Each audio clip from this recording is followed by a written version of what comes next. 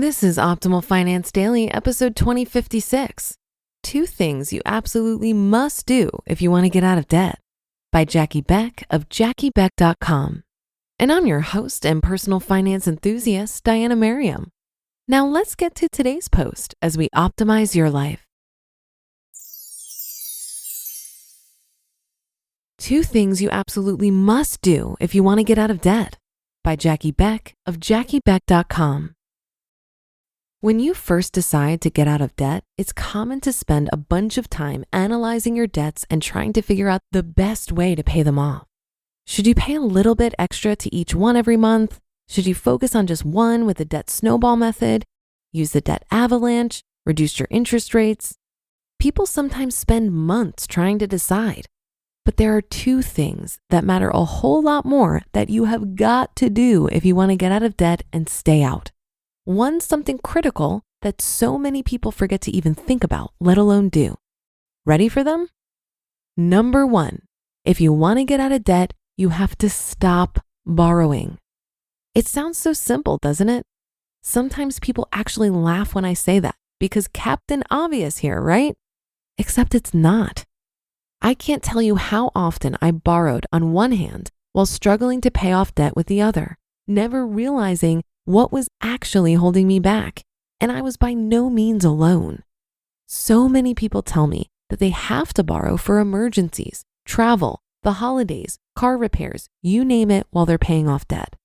They're so used to using debt as a solution that they don't even realize they have other choices. A lot of this is a mindset change. Remember, debt is not a solution, it's a problem. You have to quit borrowing in order for any get out of debt method to work. So quit borrowing money, make the payments on the loans you already have, and eventually you will get out of debt, as long as you're at least paying enough to knock out a little bit of the principal too. Truly. Remember, when you're in a hole and want to climb out, the first step is to put down the shovel. Quit digging, prevent more earth from falling in on you, and then figure out how to climb out. How to quit digging yourself in deeper. Having a support group of like-minded people and clearly defined goals helps to get rid of your debt. In other words, you've got to know what you want to be debt-free, why you want it, less stress, a better future, insert your reason here, and you've got to talk to other like-minded people who are going through the same thing. While you can quit debt cold turkey and without any outside help, and I highly recommend quitting debt cold turkey, it helps to know that you're not alone. Talk with others who have done it or have seen successes in their journey so far. It helps to hear, "Great idea, I'm buying that beater," instead of, "Isn't it time to buy a new car?" Or, "Hey, want to come over for game night?" instead of, "Oh, come on, let's go out to eat tonight at that new restaurant." It helps to read debt stories from others who have been there, done that, and gotten the coveted "I'm debt-free" t-shirt. If you're married or in a relationship where you share money, of course it also helps immensely to be on the same page as each other. It's hard to get out of debt when you're frantically trying to climb out of the hole, but the other person is pouring dirt in on top of your head. And number 2, stick to your guns.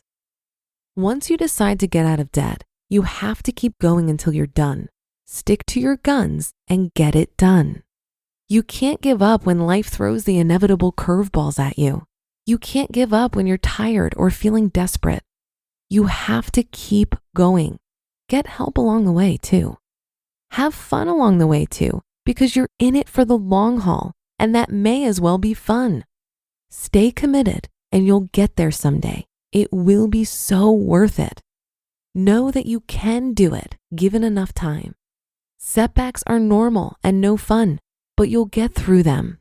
You can learn from mistakes instead of beating yourself up. You can plan for future emergencies. Revise your budget until it works. Earn extra money and maybe cut back on expenses, and have a backup plan. A backup plan helps you succeed.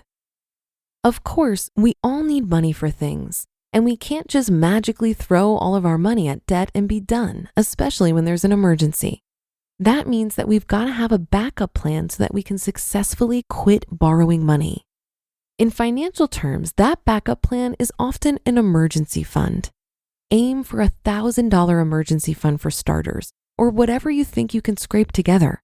Any emergency fund is better than nothing. Making sure you have money available when you need it also means budgeting.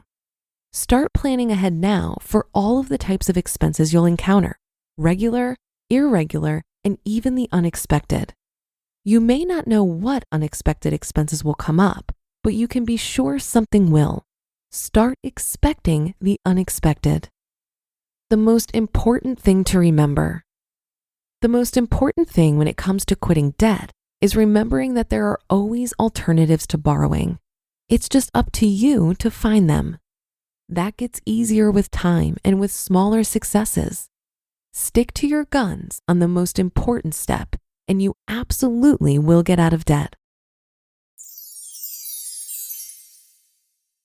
You just listened to the post titled 2 Things You Absolutely Must Do If You Want to Get Out of Debt by Jackie Beck of JackieBeck.com.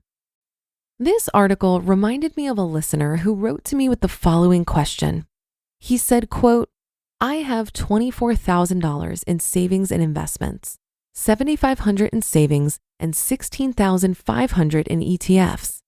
My car loan is now down to $24,000. It has 4 years left at a 3.49% interest. I pay $550 a month for it. I love the idea of being debt-free, and this loan is my only debt. But I also enjoy having the cash on hand in case I want to travel in the next few months. I've done the math, and if I was to cash out all savings and investments to pay off the loan completely, it would take me 17 months to get back to $24,000 in assets. My other option is to pause my investing at $720 a month and redirect that over to my car loan, which would get rid of the loan in 18 months. Either way, net worth would be $24,000 in 18 months down the road. What would you do?" End quote. And here's how I responded to him. My first thought is to not sell your investments. There's a bigger opportunity cost here in losing momentum on compound interest, and selling means you'll most likely incur capital gains taxes, which would eat into the money you plan to use to pay off the car. You also need an emergency fund or cash on hand so that you're not forced to raid your investments when life throws something unexpected your way. I don't think you need to completely pause investing, or in other words, choose between investing and paying down debt. Why not do both? You could pay a little bit more towards the car each month and a little bit less towards investments each month. Let's say $635 towards each. That alone will cut down your 4-year timeline on the car, but also a lot can change for you during this process.